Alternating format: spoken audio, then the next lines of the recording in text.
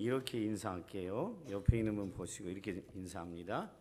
하나님께서 여러분에게 큰 복 주시기를 당신에게 큰 복 주시기를 예수님의 이름으로 축복합니다.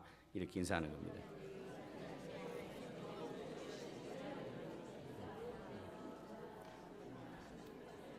그 옆을 안 보고 인사하는 분은 주문 외우는 거예요. 당신에게 큰 복 주기를 예수님의 이름으로 축복합니다. 그럼 옆에를 보고 해야지 앞에 보고 하는 것은 주문 외우는 거죠.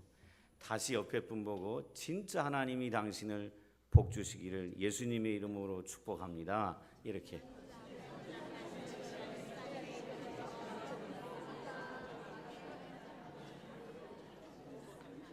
오늘 나와 예비하는 여러분에게 하나님께서 복의 복을 주시기를 예수님의 이름으로 축원합니다. 저와 여러분은 축복할 사명이 있습니다. 축복하고 살아야 됩니다. 오늘 본문을 보시면 크게 드러납니다. 우리가 세상을 살아가다 보면 정도의 차이는 있지만 연약하지 않은 사람이 아무도 없습니다. 다 연약합니다. 해병대를 나온 사람도 마찬가지입니다. 해병대에 간 사람들은 뭣도 잡죠? 네, 귀신도 잡아요.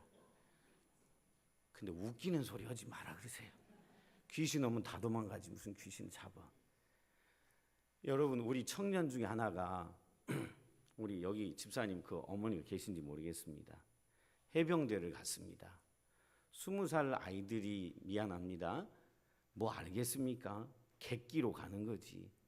해병대 가면 귀신 잡는다니까 나도 한번 귀신 잡아봐야지. 그리고 가가지고 5주 훈련 받고 그리고 자대 배치 받고 나서 첫 번째 휴가 와서 한 말, 괜히 해병대 갔다고. 사람이 이렇게 연약합니다. 해병대 아니라 뭐 달나라에서 온 사람들도 다 연약합니다. 인간은 연약합니다. 강해 보이는 것 같아도 다 연약합니다.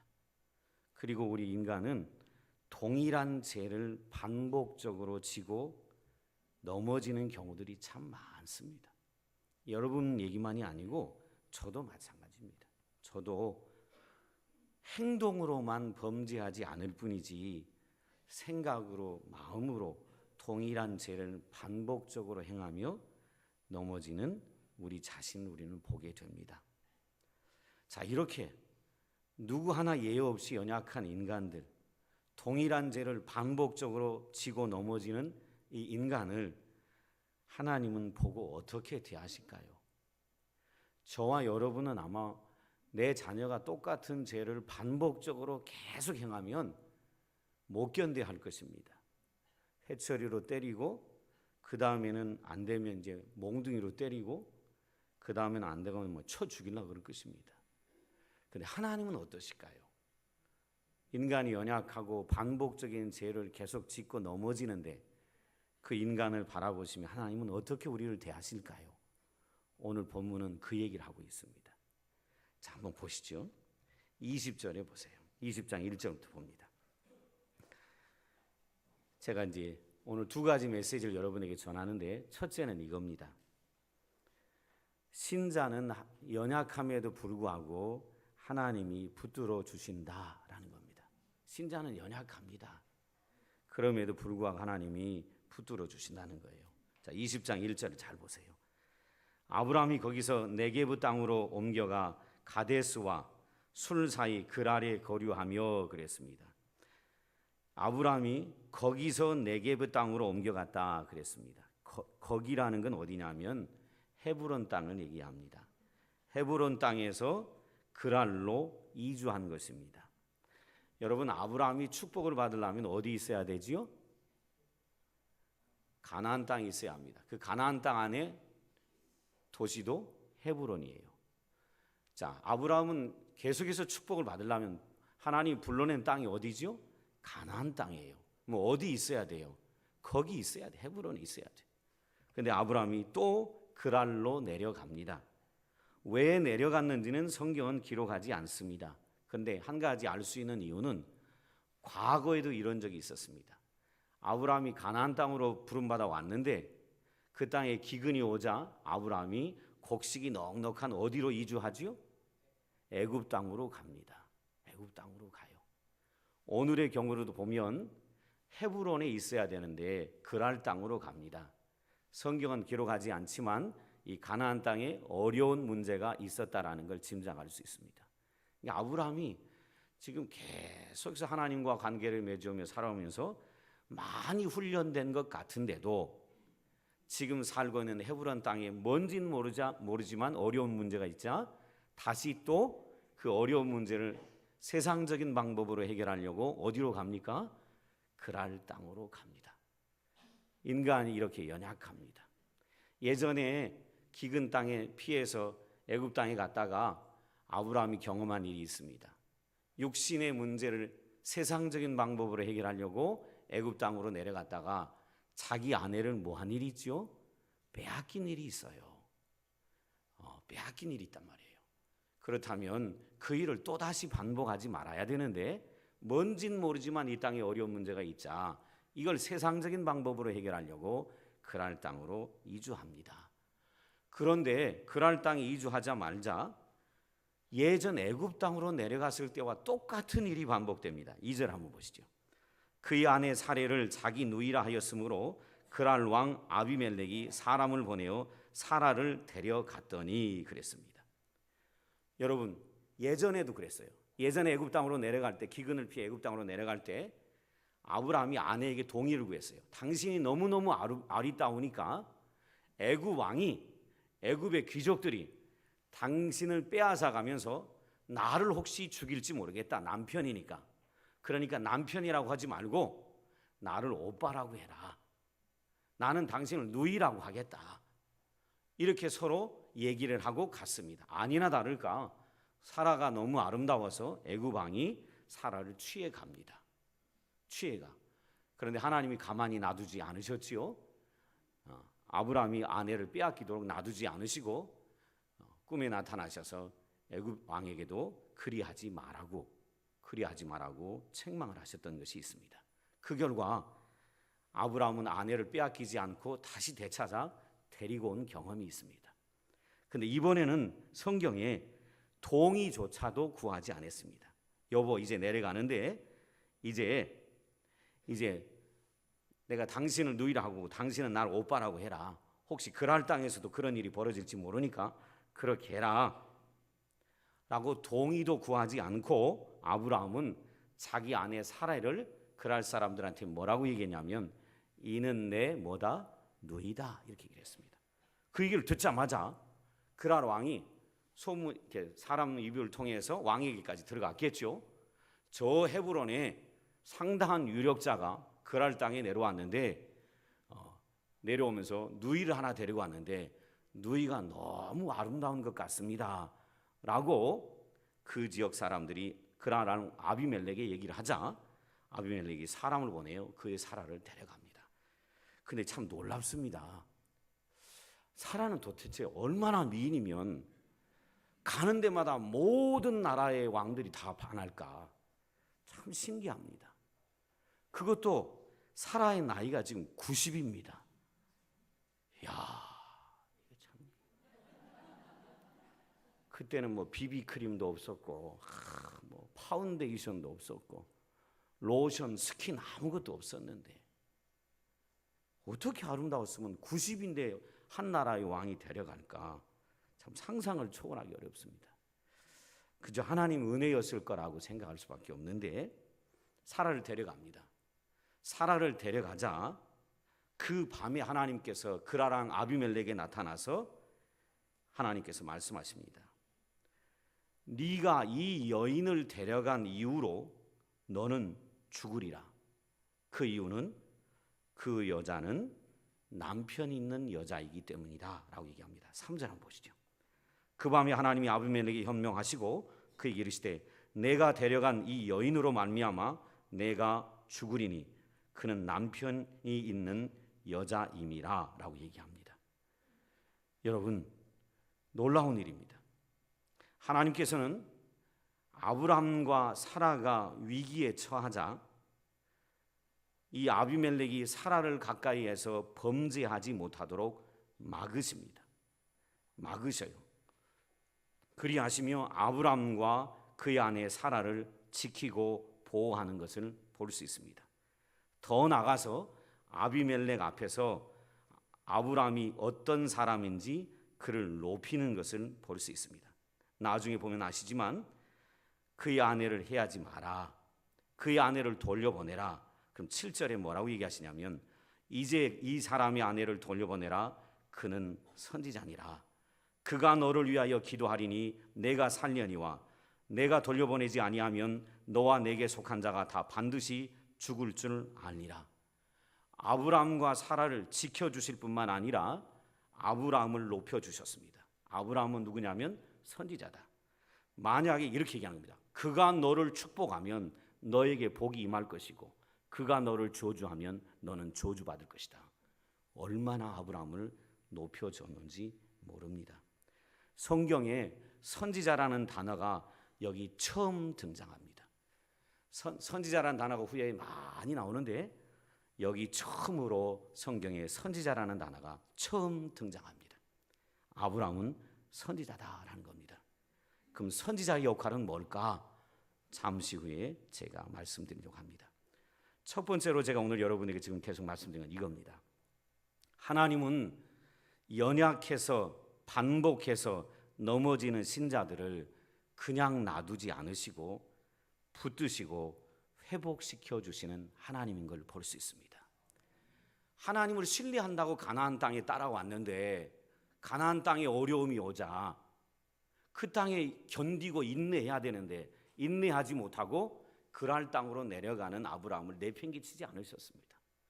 또 그랄 땅에 가서 자기 생명을 보존하려고 아내를 누이라고 속이고 거짓말해서 아내를 왕에게 빼앗겼는데 그 빼앗긴 아내를 그랄 왕이 범해서 아내를 영영 되찾지 못하도록 하신 게 아니라 그랄 왕이 자기 아내 사례를 범하지 못하도록 그날 밤 꿈에 그 왕에게 나타나서 그 여인에게 손대지 마라, 손대면 너는 정령 죽으리라.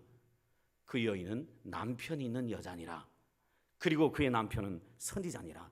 그가 축복하면 복을 받을 것이고 그가 저주하면 너와 내 집과 내 나라가 멸망할 것이다. 그러니 그 여인 손대지 말고 돌려보내라 라고 얘기합니다. 여러분, 아브라함도 우리와 똑같습니다. 연약하기가 똑같고 반복적으로 넘어지는 죄도 똑같습니다. 그럼에도 불구하고 하나님은 아브라함을 버리지 않으셨습니다. 포기하지도 않으셨고 무관심하지도 않으셨고 아브라함과 사라를 지키시고 보호하시고 오히려 높이시는 걸 볼 수 있습니다. 예수님 당시에도 이런 일이 있었습니다. 여러분이 아시죠? 마가복음 14장 9절에 보면 사도 베드로가 이런 얘기했습니다. 남들은 다 주를 버릴지라도 나는 그리하지 않겠습니다 라고 자기 힘으로 세상을 이길 것처럼 착각하며 자기는 절대로 주님을 떠나지 않을 거라고 얘기를 했습니다. 그런데 말이죠, 예수님이 붙잡아 가실 때 여정 앞에서 로마 군병이 아닙니다. 로마 총독이 아니라 힘 있는 사람 앞에서 굴복하는 게 아니라 여정 앞에서 하는 얘기가 당신도 갈릴 사람 아니냐고, 당신도 예수와 함께 했던 그 당 아니냐고 라고 여인이 물어볼 때 하찮은 여인 앞에서도 베드로가 뭐라 그랬습니까? 나는 그를 모른다라고 몇 차례나 부인했습니까? 3차례나 부인했습니다. 이것이 연약한 인간의 모습이고 저와 여러분의 모습입니다. 그런데 하나님은 이 베드로를 버리지 않으셨습니다. 베드로를 버리지 않으시고 도망간 베드로를 부활하신 주님이 다시 찾아가셔서 제자로 부르시고 승천하신 이후에 베드로에게 성령을 기름 붓듯 부으셔서 성령 충만한 제자로 삼으시고 그를 통하여 전 세계에 복음이 증거되게 하는 축복의 통로로 사용했던 것을 볼 수 있습니다. 여러분, 저와 여러분도 하루에도 동일한 죄를 몇 번씩 반복하며 넘어지는지 잘 모르겠습니다. 해마 때마다 죄 짓지 않겠다고 회개하고 다짐해 보지만 또 넘어지고 또 넘어지는 것이 우리의 모습임을 고백하지 않을 수가 없습니다. 그럼에도 불구하고 하나님 우리를 버리지 않으시고 은혜 베푸시고 일어서게 하고 또 주님 따라가게 하시는 좋으신 하나님이신 것을 기억하며 사십시오. 오늘 제가 이 강단에 서서 여러분에게 설교할 수 있는 것도 그 하나님의 은혜 때문입니다.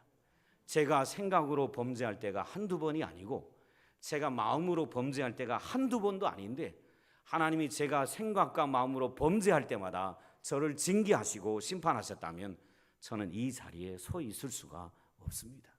너무나 많은 동일한 죄를 반복하며 사는 연약한 죄인이기 때문에 그렇습니다. 그런데도 하나님이 저를 용서하시고 저의 죄를 씻어주시고 그래도 힘 주시고 그래도 붙잡아 주셔서 이 자리에 서서 여러분 앞에 선교하고 있는 것입니다.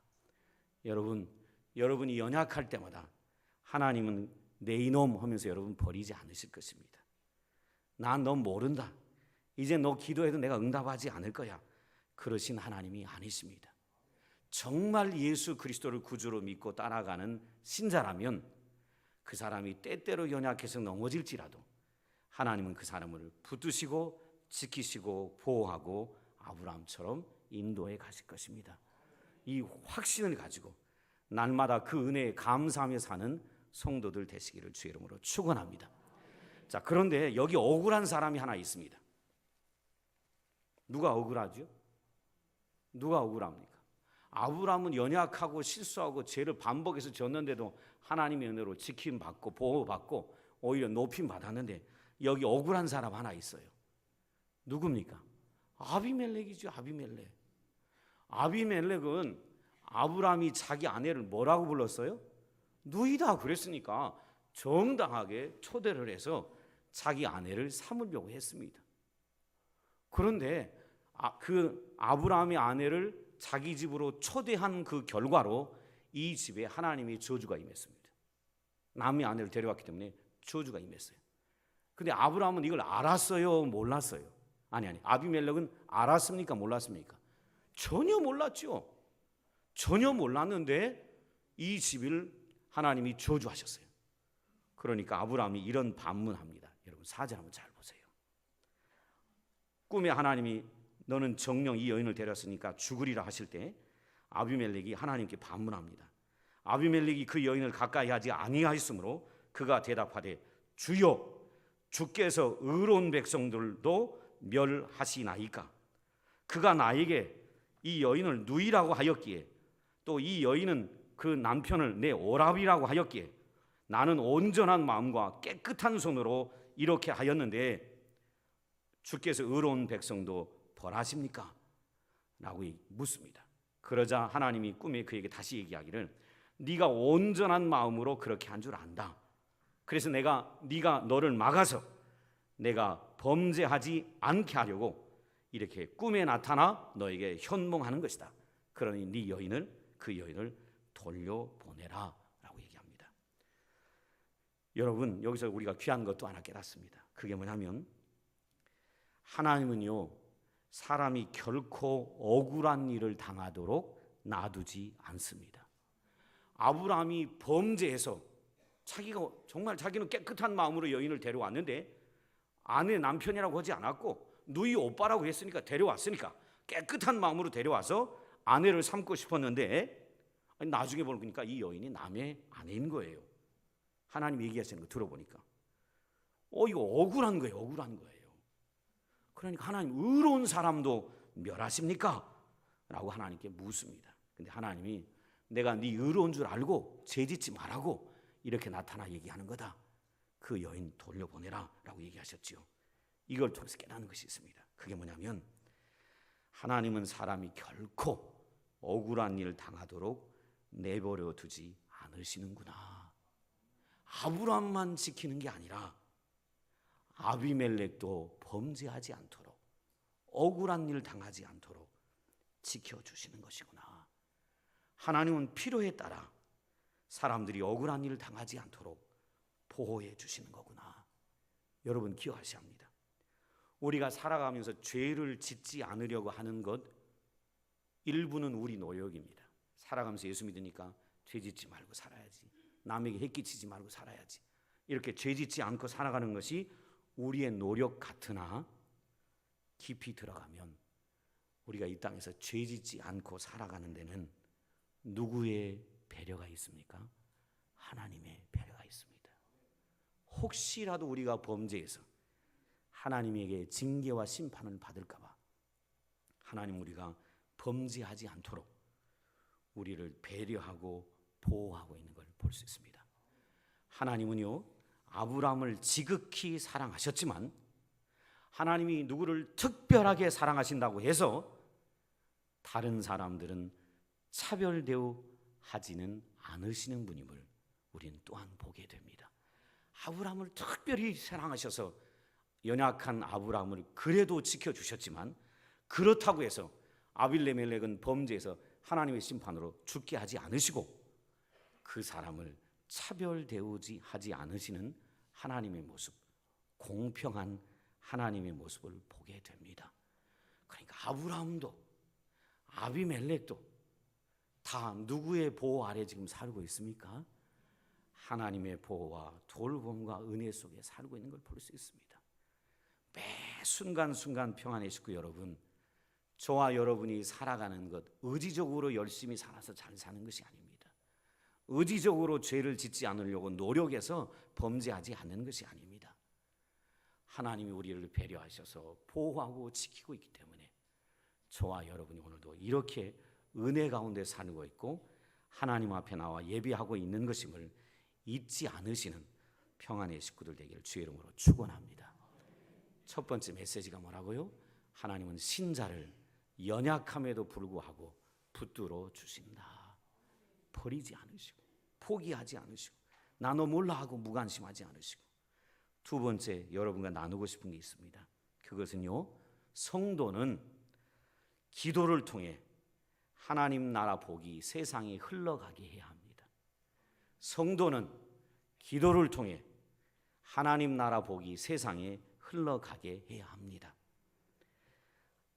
이 아비멜렉이 아브라함의 아내를 데려온 일로 인하여 이 집에 저주가 임했습니다. 그 저주가 뭐냐면, 여러분 3절 한번 잘 보세요. 3절에 잘 보시면,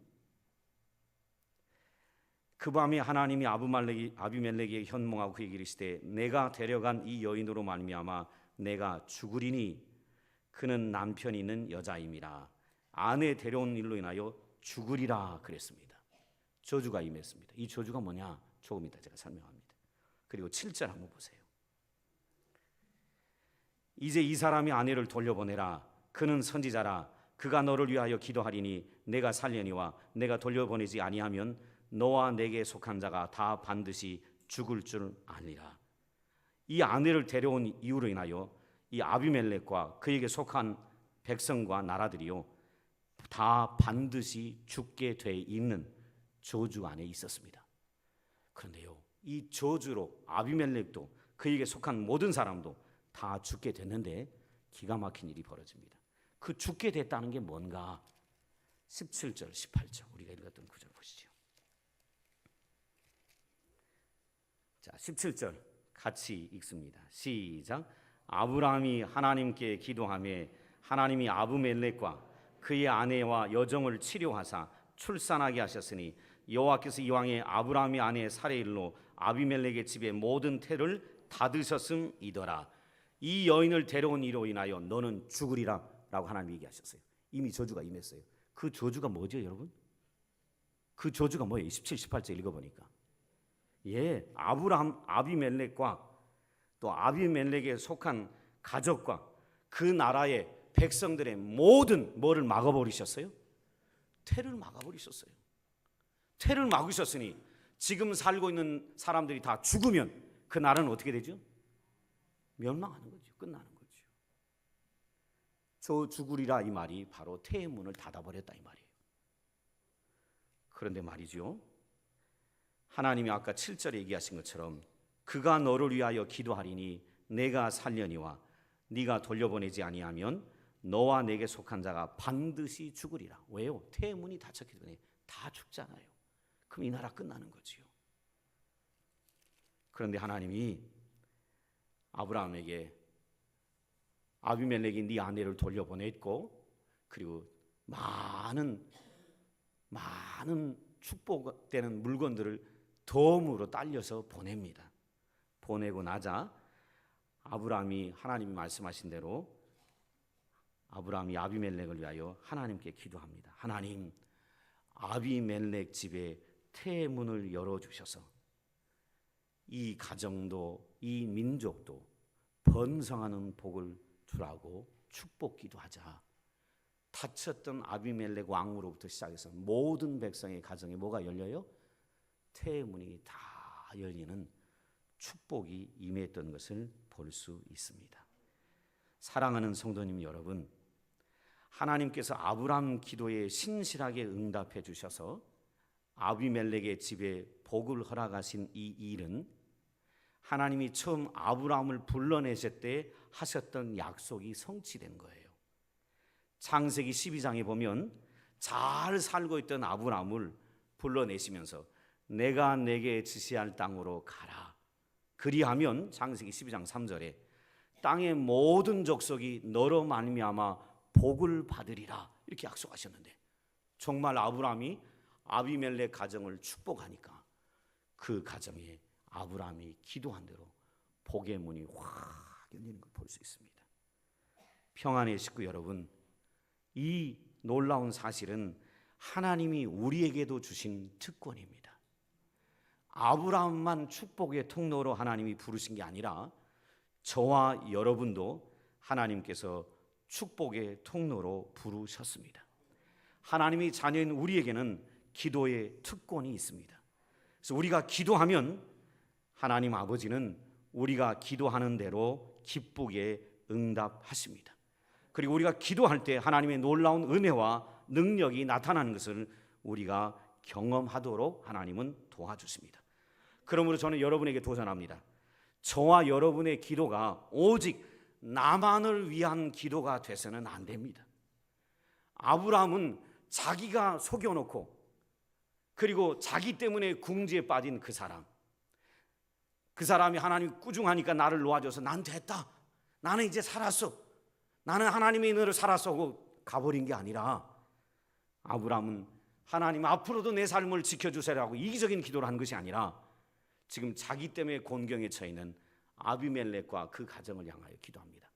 하나님, 이 가족과 이 집안과 이 민족의 닫힌 태문을 다 열어주셔서 가정마다 자녀가 하나님의 선물로 주어지는 축복의 역사가 있게 해달라고 간절히 기도하자. 그 기도대로 그 나라 그 민족의 모든 백성들의 태문이 다 열렸던 것입니다. 저와 여러분의 기도도 기억하셔야 합니다. 저와 여러분은 하나님의 축복의 통로라는 거 기억하셔야 합니다. 그리고 우리 기도가 이렇게 되면 안 돼요. 하나님 내 자식 잘 되게 해주세요. 하나님 내 아들 고쳐주세요. 하나님 내 남편 사업 잘 되게 해주세요. 이건 너무나 이기적인 거예요. 축복의 통로라는 것이 뭔지도 모르는 사람들이고 하나님의 자녀의 특권이 뭔지도 모르는 사람들이에요. 저와 여러분은 하나님의 자녀의 특권을 가졌고 축복의 통로로 부름받은 사람들이에요. 그건 예수 안 믿는 사람도 하는 거예요. 예수 안 믿는 사람도 저 바위 밑에 가서 신이여 신이여 나무 신이여 우리 남편 우리 아들 잘 되게 해달라고, 이건 예수 안 믿는 사람들이에요. 점쟁이 앞에 가는 사람도 똑같이 내 아들 내 자식 내 남편 다 해달라고 해요. 이건 예수 안 믿는 사람들이 하는 거예요. 예수 믿는 게 뭔지 모르는 사람들이 하는 거예요. 예수 믿는 사람은 하나님의 자녀의 특권을 가졌고 하나님께서 나를 축복의 통로로 부르셨다는 걸 기억하셔야 돼요. 그렇게 기도가 나 개인과 내 가정만을 위한 기도가 돼서는 안 됩니다. 내 기도가 이웃을 향하여 넘어가야 합니다. 내 기도가 이 나라를 향하여 넘어가야 되고 나의 기도가 전 세계를 향하여 기도가 거기까지 가야 합니다. 그것이 하나님의 자녀의 특권이 뭐고 그리고 하나님이 축복의 통로로 부르셨다는 사실을 잘 깨달은 신자의 모습입니다. 평안의 식구 여러분, 우리의 기도를 통하여 수많은 사람들에게 하나님 나라의 은혜와 복이 임할 수 있다는 걸 기억하시고 하나님이 우리에게 주신 이 기도의 특권을 잘 사용하는 평안의 식구들 되기를 주의 이름으로 축원합니다. 여러분, 이 나라 정치가 꽉 막혀 있습니다. 막혀 있는 이유가 뭐죠? 세월호 사고 때문에 그래요. 그럼 저희는 어떻게 합니까? 나라는 어찌 되든지 뭘든지 내 남편 사업 잘 되게 해달라고, 내 자식 잘 되게 해달라고만 기도해야 합니까? 아닙니다. 하나님 세월호 사고의 희생자의 가족들 위로하시고 꽉 막혀있는 이 세월호 사고의 해법이 나오게 도와주셔서 이 나라가 잘 되게 해주세요. 기도해야 합니다. 그리고 여러분 아십니까? 최근에 나온 유엔에서 나온 기록에 의하면 우리는 만약 이런 기도 안 하면 하나님 앞에 가서 혼날 수 있습니다. 딱 1시간 반 넘어 휴전선 북쪽에 있는 북한의 사람들이요, 유엔 식량기구의 통계 자료입니다. 최근 1, 2주 동안에 나온 겁니다. 북한 주민의 37%가 기아 선상에 헤매고 있습니다. 먹지 못해 지금 죽어가는 사람이 북한 인구의 37%, 인구 수로는 950만 명이요, 먹을 것이 없어 죽어가고 있습니다. 여러분, 이런데도 저와 여러분 것은 먹을 것이 넘치는데도 더 달라고 합니다. 하나님 더 주세요. 우리 남편 잘 되게 해서 더 주세요. 우리 자식 길을 열어주셔서 더 주세요.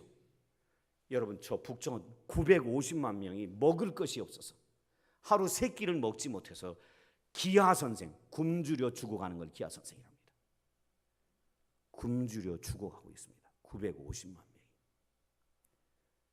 그런데도 남한을 위해 기도하고 있다면 이건요, 하나님의 자녀의 권세가 뭔지, 축복의 통로라는 말이 뭔지도 모르는 사람들입니다. 이기적인 것이고 하나님 앞에 가서 심한 꾸중을 들을 수 있습니다. 구원은 받지만 우리는 민족을 위해 기도해야 합니다. 950만 명이 죽어가요. 내 새끼 5명 중에 5명이 굶주린다고 못 견딜 것입니다. 근데 한두 명이 아니라 950만 명이 먹지 못해 북한이 지금 죽어가고 있습니다. 옛날 얘기가 아니라 지금 얘기입니다. 그리고 여러분, 저와 여러분이 아시죠? 얼마 전에 일어났던 저 서아프리카의 에볼라라는 대책 없는 전염병, 이게 1,000명, 2,000명이었는데 올해 유엔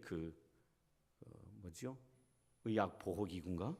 거기서 통계 자료로 예측하기를 올해 서아프리카의 에볼라라는 전염병으로 감염될 사람이 40만 명에서 50만 명이 이를 거라고 얘기합니다. 이거 충격입니다. 이 병은 걸리면 거의 치명적으로 다 죽습니다.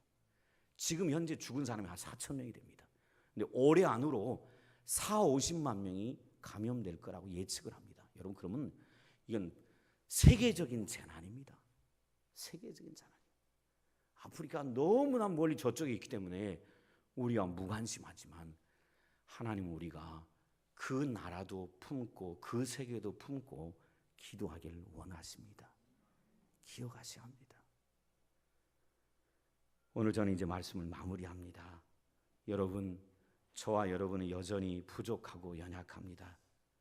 그럼에도 이렇게 살아갈 수 있는 이유가 하나님의 특별한 보호하심과 은혜가 있기 때문입니다.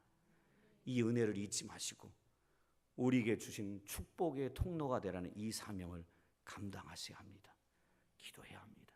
이웃을 위해 기도하고, 나라 위해 기도하고, 민족 위해 기도하고, 온 세상을 품고 기도하는 주의 사명 잘 감당하는 평안의 식구들 되기를 주의 이름으로 간절히 축원을 드립니다. 기도하겠습니다. 아버지 하나님, 참 연약하여서 동일한 죄를 반복적으로 짓는데도 불구하고 하나님의 징계로 버림받지 않고 살아있다는 이 사실이 얼마나 고맙고 감사한지 모릅니다. 늘 하나님의 은혜를 기억하며 그 은혜에 감사하고 이 땅에서 내가 어떤 모습으로 살아야 할지 고민하는 평안의 식구들 되게 하여 주옵소서. 예수님의 이름으로 기도드리옵나이다. 아멘.